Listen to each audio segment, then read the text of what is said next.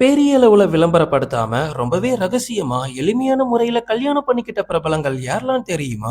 லிஸ்ட்ல நம்ம ஃபர்ஸ்ட் பார்க்க போறதே ஆர்யா. பல வருஷமாவே தமிழ் சினிமாவுல மோஸ்ட் எலிஜிபிள் பேச்சுலரா இருந்தவர் தான் ஆர்யா. கஜினிகாந்த் படத்துல நடிக்கும் போது சாயிஷாவும் ஆர்யாவும் லவ் பண்ண ஆரம்பிச்சிருக்காங்க.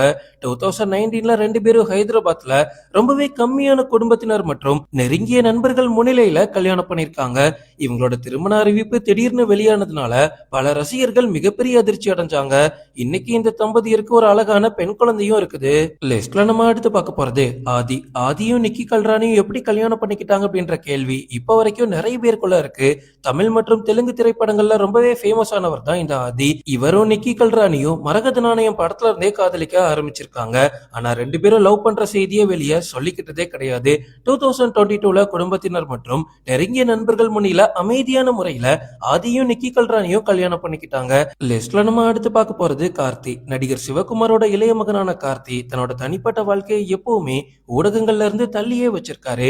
2011ல அவங்க ரஞ்சினியை கல்யாணம் பண்ணும்போது ரொம்பவே குறைவான விருந்தினர்கள் மட்டும் தான் கலந்துக்கிட்டாங்க. பெரிய அளவுல பிரம்மாண்டமா கார்த்தியோட கல்யாணம் நடக்கல.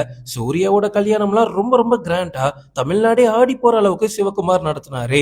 ஆனா கார்த்தியோட கல்யாணம் கொஞ்சம் கம்மி தான். லிஸ்ட்ல நம்ம அடுத்து பார்க்க போறது விஜய் சேதுபதி. மக்கள் செல்வன் விஜய் சேதுபதி தமிழ் சினிமாவுல ஃபேமஸ் ஆகிறதுக்கு முன்னாடியே கல்யாணம் பண்ணிட்டாரு.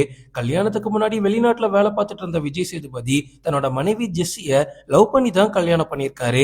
இவங்களோட கல்யாணமும் ரொம்ப எளிமையா நடந்து முடிஞ்சிருக்கு.